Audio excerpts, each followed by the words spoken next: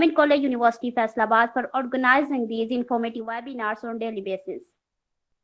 And thank you so much all participants for joining us.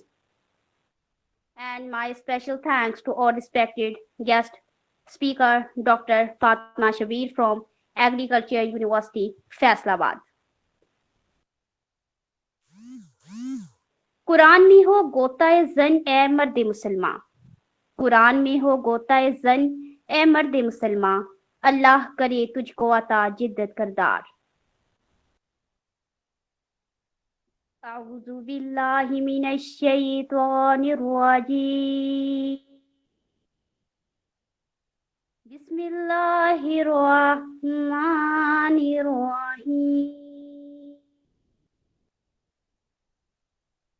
अल्हम्दुलिल्लाहि रब्बिल आलमीन, अर्रहमानिर रहीम, मालिकी यौमिद्दीन, इय्याका नअबुदु व इय्याका नस्तईन, इहदिनस सिरातल मुस्तकीम, सिरातल लज़ीना अनअमता अलैहिम, गैरिल मग़दूबि अलैहिम वलद्दाल्लीन,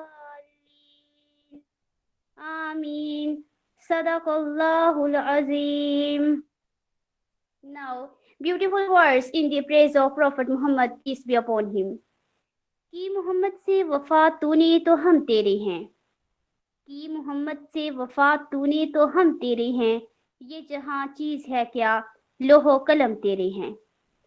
खुदा का जिक्र करे जिक्र मुस्तफ़ा ना करे, खुदा का जिक्र करे जिक्र मुस्तफ़ा ना करे, मेरे मुंह में हो ऐसी जुबां खुदा ना करे, खुदा ना करे।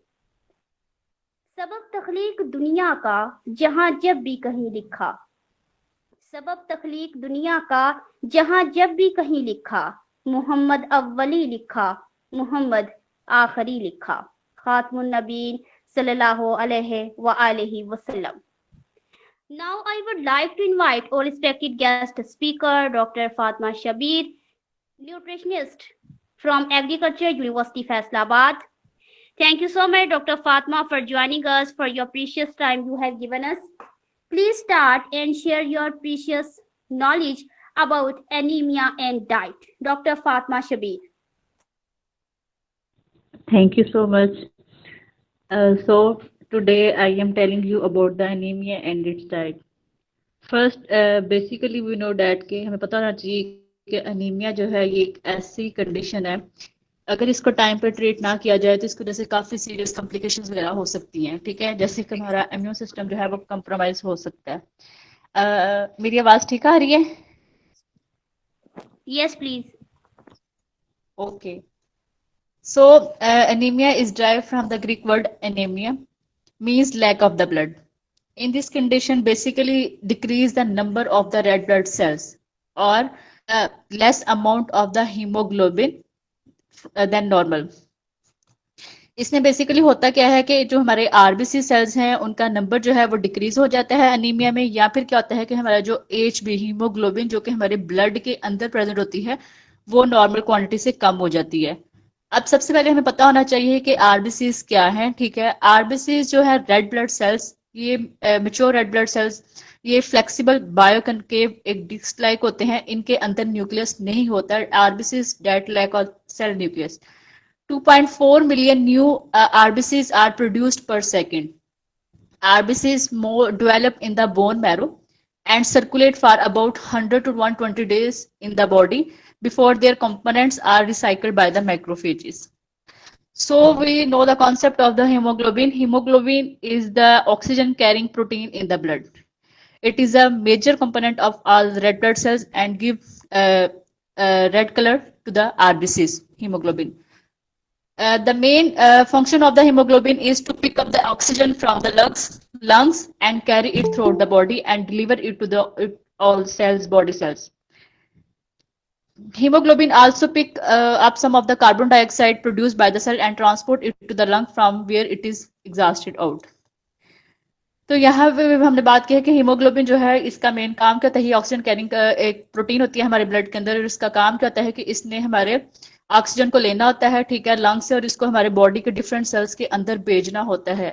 अब अगर हमारी बॉडी के अंदर क्या हो जाएगा, आरबीसीज मीन्स कि अगर हमारी बॉडी के अंदर एचबी कम होगी तो इस जब हीमोग्लोबिन कम होगी तो वो हमारे लंग से प्रॉपरली ऑक्सीजन नहीं लेगी। जब ऑक्सीजन नहीं होगी तो वो प्रॉपर बॉडी के दूसरे सेल्स तक नहीं जाएगी। जब बॉडी के सेल्स तक प्रॉपर ऑक्सीजन नहीं जाएगी तो सेल्स क्या हो जाएंगे, वो सफिकेटिंग होना शुरू हो जाएंगे हमारे डिफरेंट बॉडी के। इससे क्या हो जाएगा, जब हर बॉडी के डिफरेंट ऑर्गन्स को जब प्रॉपरली तौर पे ऑक्सीजन नहीं मिलेगी तो वो अपना प्रॉपरली फंक्शन परफॉर्म नहीं करेगा ऑर्गन। इस तरह से बॉडी के डिफरेंट ऑर्गन्स को भी इफेक्ट होता है अगर हमारा बॉडी में एचपी का लेवल कम होगा।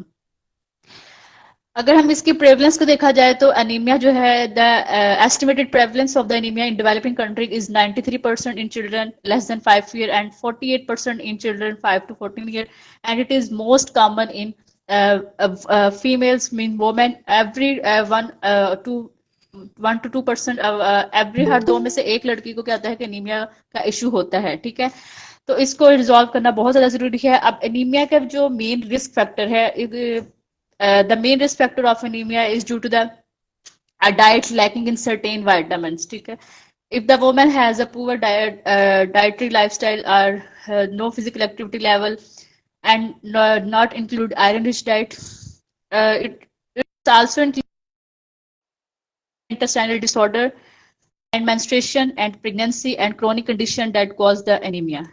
The main causes of the anemia is that the female has the low iron status during the menstruation, during pregnancy, during lactation, because in this condition the requirement, body need requirement is increased, and in growing infants and children.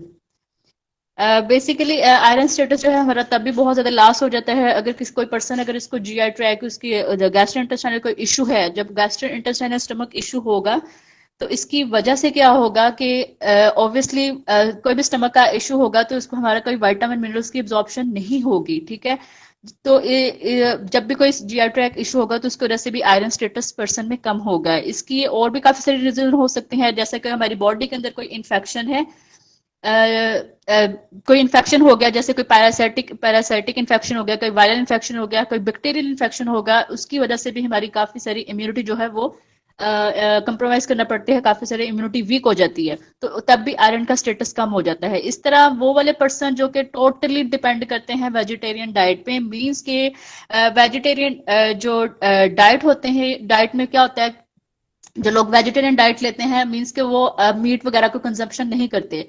और तो हमें पता है कि जितने भी ये meet है, जो कि मीट प्रोडक्ट है, लाइक ये लीवर वगैरह, ये सारे आयरन रिच सोर्स हैं। तो वेजिटेरियन डाइट जो लोग जो कि टोटली वेजिटेरियन डाइट पे डिपेंड करते हैं उनके अंदर भी आयरन का स्टेटस कम होता है। इसके अलावा अगर हम बात करें, अगर कोई पर्सन, अगर किसी को कोई डिजीज है, जैसे कि सीलियक डिजीज है या कोई क्रोहन डिजीज है, तो उन पर्सन के अंदर भी आयरन का अब्जॉर्प्शन जो है वो प्रॉपरली नहीं होती, तो वो लोग भी आयरन डेफिशिएंसी का शिकार होते हैं।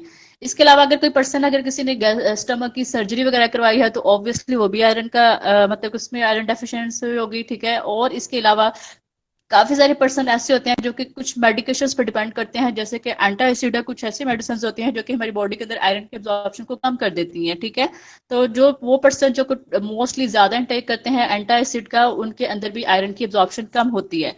अब हमने सबसे पहले हमने बात करनी है कि आयरन की जो ये अनीमिया की क्लासिफिकेशन जो है वो अगर हम बात करें इसकी मॉर्फोलॉजी के बेस पे इसकी कैसे क्लासिफिकेशन होती है।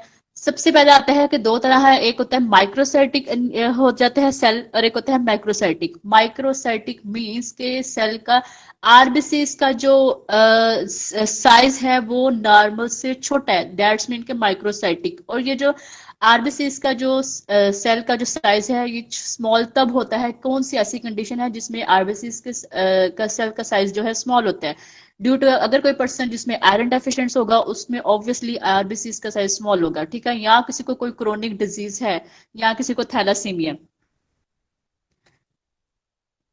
और इसके अलावा अगर हम बात करें मैक्रोसाइटिक, ये कुछ क्वेश्चन पूछे हैं वो पहले सेशन कंप्लीट कर लें, फिर बाद में आप लास्ट में पूछ लीजिएगा, सारा कुछ साथ साथ क्लियर हो जाएगा। वैसे और नेक्स्ट हम बात करते हैं माइक्रोसाइटिक एनीमिया। माइक्रोसाइटिक एनीमिया में ये होता है कि कोई पर्सन, कुछ ऐसे लोग, कुछ ऐसी सिचुएशन हमारी बॉडी के अंदर आती हैं जिनके अंदर क्या होता है कि आरबीसीज का जो साइज, सेल का साइज है वो नॉर्मल से बड़ा हो जाता है, लार्ज हो जाता है। जैसे कि हम बात करते हैं जैसे जिनको मेगाब्लास्टिक एनीमिया होता है। मेगाब्लास्टिक एनीमिया बेसिकली हम वो एनीमिया कहते हैं जिसके अंदर फोलेट की डेफिशिएंसी होती है। अब हमें पता होना चाहिए कि डिफरेंट टाइप्स के अनीमिया होते हैं, सिर्फ एक टाइप का अनीमिया नहीं होता। आयरन की डेफिशिएंसी की वजह से नहीं होता, बल्कि और भी काफी सारी रीजन है जिसकी वजह से होता है। जैसे कि हम बात करते हैं, फर्स्ट आता है कि टाइप्स ऑफ एनीमिया में फर्स्ट आ जाता है आयरन डेफिशिएंसी एनीमिया।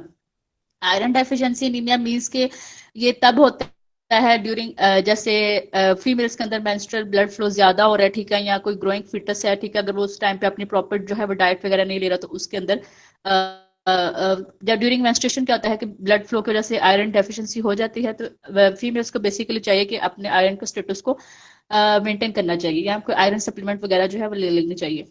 तो जैसे कि इसमें होता क्या है कि आयरन की डेफिशिएंसी हो जाती है, और क्योंकि बॉडी को दोबारा से जब ब्लड फ्लो होता है तो आयरन ऑब्वियसली लॉस होता है, तो बॉडी को दोबारा आयरन को स्टोर करने के लिए, आयरन को स्टोर करने के लिए उसको डाइट वगैरह प्रॉपर चाहिए होती है, ठीक है। और ऑब्वियसली अगर आयरन होगा तो तब भी हमारे आरबीसीज की प्रोडक्शन होगी, ठीक है। नेक्स्ट हम बात करते हैं कुछ एनीमिया होता है क्रोनिक डिजीजेस की वजह से। मीन्स के जैसे कि अगर बॉडी के अंदर कोई इन्फ्लेमेशन आ गई है, कोई बॉडी के अंदर कोई इन्फेक्शन हो गया है, ठीक है, या बॉडी या कोई क्रोनिक डिजीज हम बात करते हैं जैसे कि कैंसर वगैरह है, उसमें भी काफी सारा लोगों का आयरन स्टेटस कम हो जाता है, बॉडी को काफी सारा फेस करना पड़ता है इस कंडीशन में आगे। नेक्स्ट हम बात करते हैं थैलासीमिया। थैलासीमिया बेसिकली होता क्या है कि एक जेनेटिक डिसऑर्डर है, और इसमें होता ये है, जेनेटिक डिसऑर्डर है, और इसमें होता क्या है कि abnormal formation of the haemoglobin, मतलब कि हीमोग्लोबिन की नॉर्मल फॉर्मेशन नहीं होती है, जिसकी ऑब्वियसली जब एज भी जो है वो प्रॉपरली नहीं बनेगी तो ऑब्वियसली ऑक्सीजन की ट्रांसपोर्टेशन नहीं होगी, जैसे कि हमने की है कि पी का हीमोग्लोबिन का काम क्या होता है कि उसने लंग से ऑक्सीजन लेनी है और बॉडी के दूसरे सेल्स को भेजनी है, ठीक है। तो क्योंकि हर सेल एनर्जी वगैरह चाहिए, जब सेल्स को प्रॉपर ऑक्सीजन नहीं मिलेगी तो ऑब्वियसली वो डेड होंगे, बॉडी के ऑर्गन्स वगैरह को फेस करना पड़ेगा। तो थैलासीमिया में होता क्या है कि normal formation of the haemoglobin and it result in इनएडिक्वेट oxygen transport. जिस जब ऑक्सीजन प्रॉपर्ली नहीं होगी तो ऑब्वियसली आरबीसीज डिस्ट्रक्शन होना शुरू हो जाएगी, और जिस वजह से एनीमिया होगा। नेक्स्ट हम बात करते हैं एप्लास्टिक एनीमिया। एप्लास्टिक एनीमिया में होता यह है कि ये बहुत रेयर डिजीज होती है। हमें पता है कि हमारे आरबीसीज जो है वो कहाँ बनते हैं, हमारे बोन मैरो के अंदर बनते हैं, ठीक है। तो इसमें होता क्या है कि ये एक रेयर डिजीज है in which the bone marrow and haematopoietic जो स्टेम सेल्स हैं वो डैमेज हो जाते हैं, जो बी सेल्स वगैरह। नेक्स्ट हम बात करते हैं मेगाब्लास्टिक और फोलिक एसिड। मेगाब्लास्टिक को हम कहते हैं फोलिक एसिड डेफिशिएंसी एनीमिया, ठीक है। इस कंडीशन में होता है क्या है कि जब फोलिक एसिड की डेफिशिएंसी होती है ना, फोलेट का बड़ा मेजर रोल होता है आयरन के साथ, ठीक है।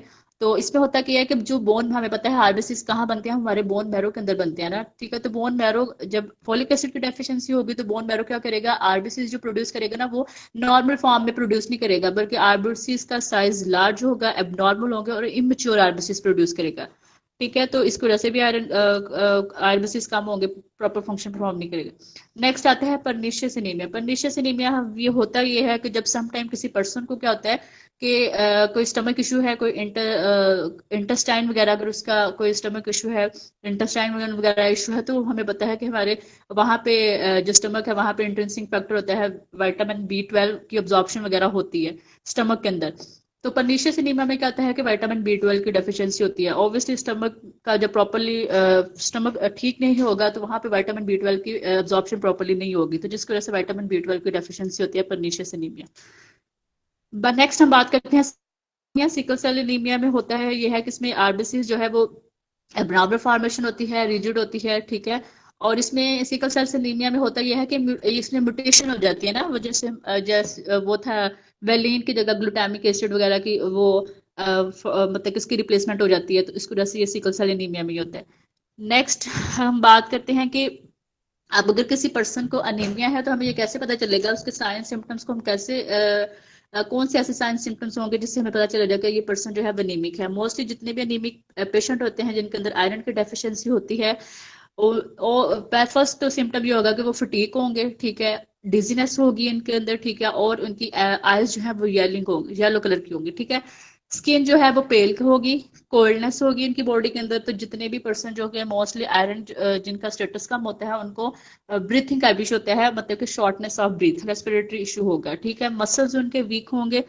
अगर इंटेस्टाइनल के इशू वगैरह है तो ऑब्वियसली उनके स्टूल का कलर भी चेंज होगा, स्प्लीन इनलार्ज होगी अगर स्वेयर है, ठीक है।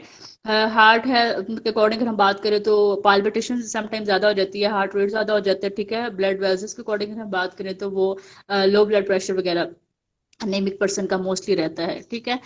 नेक्स्ट अगर हम बात करें तो हाँ हाँ, कोल्ड हार्ट एंड फीट, मतलब कि उनके हाथ पांव जो है वो मोस्टली ठंडे होते हैं, ठीक है।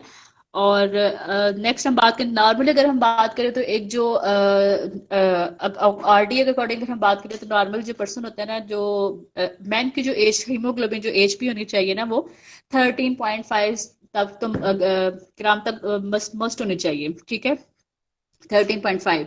और वुमेन की जो एज भी होनी चाहिए वो 12 तक मस्ट होनी चाहिए टेस्ट वगैरह में। अच्छा, अगर किसी की एज भी जो है हमने बात की है कि नॉर्मल जो एज भी होनी चाहिए वो 12 होनी चाहिए, ठीक है। अगर बिलो 12 है तो वो पर्सन एनीमिक होगा। अगर 10 तक है तो वो माइल्डली एनीमिक होगा। अगर 8 ग्राम तक है तो वो मॉडरेटली एनीमिक होगा। अगर बिलो 8 ग्राम है तो वो सीवियरली एनीमिक होगा। अब हम बात करेंगे कि ये जितनी भी कंडीशंस हैं हम इनको कैसे ट्रीट कर सकते हैं, कौन सी स्टेज को हम डाइट के थ्रू ट्रीट करेंगे और कौन सी स्टेज को हम सप्लीमेंट या विनोफर वगैरह के थ्रू ट्रीट करेंगे।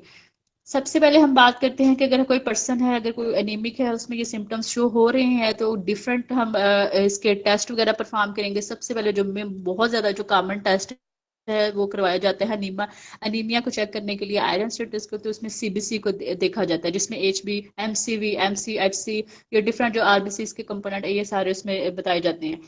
तो कंप्लीट सीबीसी करवाई जाती है आयरन स्टेटस को चेक करवाने के लिए। इस तरह हमने इस इन टेस्ट में हम डिटरमाइन किया जाता है कि जो आरबीसी का साइज कैसा है, उसकी शेप कैसी है, ठीक है। अगर किसी का बहुत ज्यादा स्पेयर आयरन स्टेटस कम है, स्वेयरली एनीमिक है, तो उसके हम उसकी बोन मैरो की बायोप्सी वगैरह भी करवाई जा सकती है, ठीक है।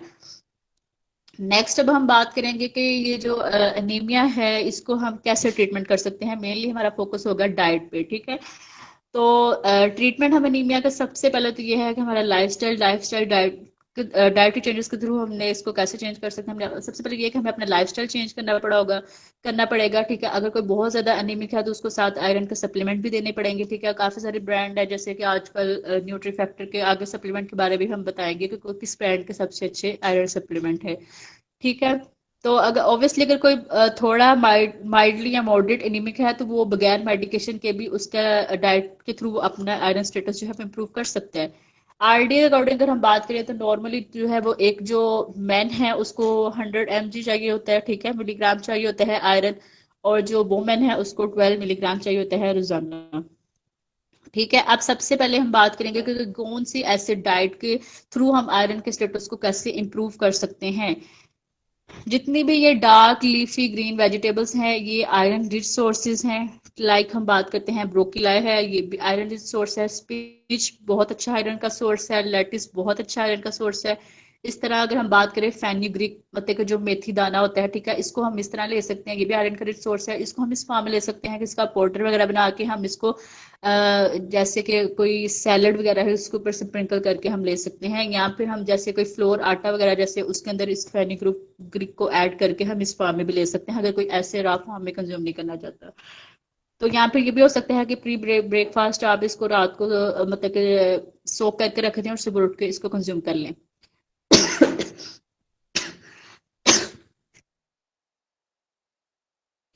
इसके अलावा जो है बीट रूट जो है वो बहुत अच्छा आयरन का रिच सोर्स है। विटामिन ए का आयरन का बहुत अच्छा सोर्स है। अगर कोई पर्सन इनेमिक है तो उसको एप्पल, बीट रूट और कैरेट का वो आप जूस दे सकते हैं। ये आयरन को बहुत जल्दी इंप्रूव करता है, आयरन स्टेटस को। बीट रूट, पोमेग्रेनेट, अनार, और ये बहुत अच्छा सोर्स है अनार का जूस, ठीक है। अगर कोई आयरन किसी आयरन का स्टेटस कम है तो वो अनार का डेली अगर कंजप्शन करे तो वो उसका आयरन स्टेटस इंप्रूव हो सकता है। इसके अलावा हम बात करते हैं कैरेट, वो भी बहुत अच्छा आयरन का सोर्स है। अगर हम बात करें नट्स वगैरह में तो नट्स में जो सबसे बेस्ट सोर्स है रेजिन जो है वो आयरन का रिच सोर्स है, ठीक है। इसके अलावा रेजिन एक और फॉर्म मतलब कि मनक्का जो है वो भी बहुत अच्छा सोर्स है आयरन का। फिग्स बहुत अच्छा सोर्स है आयरन का। इनको हम इस फॉर्म में ले सकते हैं कि रात को आप इसको पानी में भिगो के रखते हैं, सुबह उठ के आप इसको कंज्यूम कर लें। आलमंड बहुत अच्छा सोर्स है, डेट जो है वो आयरन का रिच सोर्स है, कैश्यू जो है वो आयरन रिच सोर्स है, पिस्ताचियो जो है ये आयरन रिच सोर्स है। ये बेस्ट आयरन सोर्सेज है। इसके अलावा सबसे ज्यादा अगर हम मीट प्रोडक्ट के अकॉर्डिंग हम बात करें तो आयरन जो है वो सबसे ज्यादा होता है लिवर के अंदर, बीफ लिवर के अंदर, कलेजी वगैरह में, ठीक है। वो आयरन रिच सोर्स है, ठीक है। अगर कोई पर्सन जो है अगर सिवियरली एनीमिक है तो अगर वो वीक में 2 टाइम्स अगर ये लीवर जो है वो कलेजी वगैरह लेता है एक दिन में, मतलब कि चार, उसके 3 से 4 पीसेस अगर वो ले ले तो वो उसका आयरन को स्टेटस को क्विकली इंप्रूव कर सकती है। रेड मीट में सबसे ज्यादा आयरन होता है बीफ लिवर में। इसके अलावा बीन्स और लेंटिल्स जितनी भी हैं वो भी आयरन रिच सोर्सेज हैं। लाइक हम बात करें बीन्स में, जो बेस्ट बीन जो है वो इसमें आ जाता है किडनी बीन्स जो है वो बहुत अच्छा आयरन का सोर्स है। लाइक जैसे राजमा, ठीक है। इसके अलावा ब्लैक चिक पीस जो है, काले चने का शोरबा जो है वो बहुत अच्छा आयरन रिसोर्स है। अगर कोई एनीमिक है तो उसको चाहिए कि जैसे कोई रोटी वगैरह उसको काले चने के शोरबे के अंदर डिप करके वो कंज्यूम कर सकते हैं। इसके अलावा अगर हम लेंटिल्स के अकॉर्डिंग हम बात करें तो लेंटिल्स में जो बेस्ट आयरन सोर्स है वो मसूर की दाल है, वो माश की दाल है, ठीक है। ये आयरन रिच सोर्स है। इसके अलावा अब मेन बात ये आती है कि आयरन तो हम ले ही रहे हैं, लेकिन आयरन की एब्जॉर्प्शन के लिए हमें साथ एक और विटामिन की बहुत ज्यादा जरूरत होती है, जो कोई विटामिन सी है। विटामिन सी अगर होगा तो आयरन की हमारी बॉडी के अंदर एब्जॉर्प्शन होगी, ठीक है। जैसे कि हमें पता है कि विटामिन सी जो है वो सबसे ज्यादा जो है वो होता है सिट्रस फ्रूट्स जितने भी हैं उनके अंदर होता है, जैसे कॉलीफ्लावर के अंदर भी होता है, ठीक है। इसके अलावा जो है ऑरेंज है, ग्रेप्स है, गावा है, ठीक है। इसके अलावा जो है ग्रेप फ्रूट है, स्ट्रॉबेरी है, पीच है, ये सारे जो है भी क्या है, ये लेमन है, ठीक है। ये सारे आयरन, ये विटामिन सी रिच सोर्स हैं, ठीक है। तो हमें चाहिए कि हम आयरन के साथ हम विटामिन सी की कंजप्शन को भी ज्यादा करें। इसके अलावा एग है, ठीक है। एग यॉक जो है वो उसमें सारे जो है वो असेंशियल विटामिन और मिनरल्स जो है वो सारे प्रेजेंट है, ठीक है। इसके अलावा हम बात करते हैं रेड एंड ग्रीन पेपर, वो बहुत अच्छा सोर्स है आयरन का। रेडिश बहुत अच्छा सोर्स है। मस्टर्ड बहुत अच्छा सोर्स है आयरन का। धनिया जो है वो भी बहुत अच्छा सोर्स है आयरन का। इसके अलावा अगर हम फ्रूट्स वगैरह के अकॉर्डिंग हम बात करें तो प्लम, एप्रिकॉट, ये बेस्ट सोर्स है आयरन का। कीवी बहुत अच्छा सोर्स है आयरन का। इसके अलावा अगर हम जितनी भी ये जो अगर हम सीरियल्स के अकॉर्डिंग हम बात करें तो ये जो वीट है, राइस है, इनके अंदर भी आयरन जो है वो मैक्सिमम मिनिमम मैक्सिमम क्वांटिटी में प्रेजेंट होता है। सीड्स के अकॉर्डिंग हम बात करें, बेस्ट सीड जो है आयरन के लिए वो जो आयरन को ज्यादा, आयरन स्टेटस को ज्यादा करते हैं, लाइक इसमें आता है सनफ्लावर सीड और पंपकिन सीड, ठीक है। इसको भी आप इस तरह कर सकते हैं कि इसका पाउडर वगैरह बना के आप स्मूथीज वगैरह के अंदर ऐड कर सकते हैं। आप इसको फ्लोर के अंदर ऐड कर सकते हैं। आप इसको अगर आप ऐसे फ्रूट कंज्यूम कर रहे हैं किसी स्नैक में तो इसके ऊपर उसका पाउडर वगैरह स्प्रिंकल करके आप इसको ले सकते हैं, जो कि आपके आयरन स्टेटस को इम्प्रूव करेगा। नेक्स्ट हम बात करते हैं बीटर ग्राउंड जो है ये भी अच्छा सोर्स है। करेला जो है ये भी आयरन रिच सोर्स है। इसके अलावा जो है हम मूंग दाल, माश दाल होगी। नेक्स्ट मैंगो जो है वो विटामिन सी रिच सोर्स है, ठीक है, वो भी हम रिकमेंड कर सकते हैं। इसके अलावा फिश जो है वो भी अच्छा सोर्स है। अब हमने बात करनी है कि ये तो हम ले रहे हैं जो आयरन, जो कि हमारे आयरन के स्टेटस को इम्प्रूव करेंगे। अब कौन सी ऐसी चीजें हैं जो कि हमें नहीं लेनी चाहिए? बेस्ट फर्स्ट तो ये है कि जब भी हम ब्रेकफास्ट करें, मोस्टली हमारा ये ट्रेंड होता है कि हम खाने के साथ ही फौरन चाय ले लेते हैं, ठीक है। खाने के फौरन साथ चाय नहीं लेनी चाहिए, क्योंकि जब भी हम खाना खाते हैं तो जब हम चाय लेंगे, टी के अंदर क्या होता है, कंपाउंड होते हैं, टैनिक एसिड होता है, ठीक है। और वो टैनिक एसिड क्या होता है कि उसने क्या करना होता है, वो हमारे खाने के अंदर जो विटामिन मिनरल्स होते हैं ना, आयरन वगैरह के एब्जॉर्प्शन को कम कर देते हैं। अगर कोई पर्सन है बहुत ज्यादा एडिक्टेड है चाय का, तो इसको चाहिए कि आप ब्रेकफास्ट के आधे घंटे बाद आप टी जो है उसकी कंजप्शन कर ले। तो मेन इसकी मतलब कि ये हमारे लाइफस्टाइल को थोड़ा बहुत चेंज करना पड़ता है। आपका कॉफी जो है उसको थोड़ा आप कम करें, क्योंकि वो भी आयरन के आयरन को कम करता है। टी जो है वो आयरन को कम करता है। इसके अलावा जितने भी ये बेवरेजेस वगैरह है उनको आप कम करें, ठीक है। इसके अलावा टोबैको स्मोकिंग वगैरह को कम करें, स्पाइसी फूड को से प्रिवेंट करें। नेक्स्ट हम बात करते हैं कि ये तो था हम डाइट के अकॉर्डिंग हम बात कर रहे थे, इसके साथ साथ हमें अपना फिजिकल एक्टिविटी लेवल को इंक्लूड करना बहुत ज़्यादा ज़रूरी है, क्योंकि हम जितनी मर्जी अच्छी डाइट ले लें, जब तक हमारा फिजिकल एक्टिविटी लेवल नहीं होगा, हम जो डाइट ले रहे हैं वो हमें इफेक्ट नहीं होगी। क्योंकि जितनी भी हमारे डाइट में जो हम अगर हमारा ऑब्वियसली हमारी बेस्ट जो गुड डाइट होगी तो इसकी एब्जॉर्प्शन के लिए हमें फिजिकल एक्टिविटी लेवल की ज़रूरी है। अगर हम अच्छी डाइट लेंगे, साथ हमारा फिजिकल एक्टिविटी लेवल भी होगा, तो देन हमें ज्यादा अच्छा फायदा होगा, ठीक है। फिर एक्सरसाइज भी बहुत मतलब कि बेस्ट है, अगर आप डाइट के साथ एक्सरसाइज वगैरह भी करें, ठीक है। नेक्स्ट हम बात करते हैं कि वाटर इनटेक का जो है वो अच्छा होना बहुत ज्यादा जरूरी है, मतलब इनटेक जो है वो मस्ट होना चाहिए, कंज्यूम करना चाहिए at least 10 glasses of the water daily. इसके अलावा वाटर के साथ साथ ये तो ठीक है, लेकिन इसके साथ साथ हमारी बाकी जो हैबिट्स हैं वो भी अच्छी होनी चाहिए, लाइक हमारा प्रॉपर स्लीप वेक साइकिल होना चाहिए, ठीक है, उठने का टाइम जो है वो बेस्ट होना चाहिए और सोने का होना चाहिए। इसके अलावा हम बात करते हैं कि जब भी आयरन आप रिच फूड लें तो आप इसके साथ वो वाली बेवरेजेस वगैरह ना लें, ठीक है, जैसे कि जो कि आयरन के एब्जॉर्प्शन को कम करते हैं, लाइक हमने पहले बात कर लिया, कॉफी कैफीन वगैरह को लेना चाहिए। इस आयरन के एब्जॉर्प्शन को ज्यादा करने के लिए वही विटामिन सी को लेना चाहिए, और आयरन की एब्जॉर्प्शन को ज्यादा करने के लिए हमें वो फूड लेने चाहिए जिसके अंदर बीटा कैरोटीन होता है। लाइक हमें पता है कि बीटा कैरोटीन किसके अंदर होता है, एप्रिकॉट्स के अंदर होता है, रेड पेपर्स के अंदर होता है, ये जितनी विटामिन ए वाली चीजें हैं, लाइक कैरेट वगैरह, रेडिश वगैरह, उस कैरेट वगैरह के अंदर होगा, ठीक है, बीट रूट के अंदर होगा, तो ये आयरन के एब्जॉर्प्शन को ज्यादा करेंगी।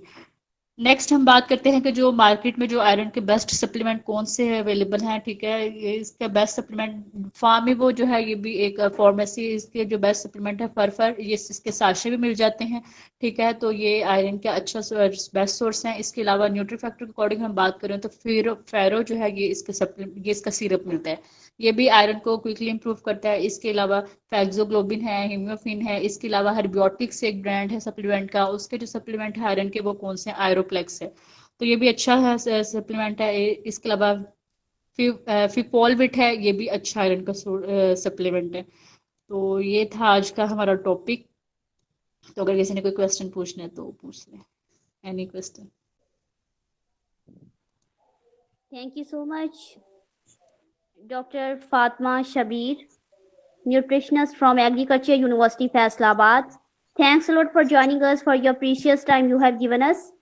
Mashallah, great job, your overall lecture. In fact, your each and every word was very informative, precious, and beneficial for all listeners. And you have explained very well about anemia and diet. Thank you so much.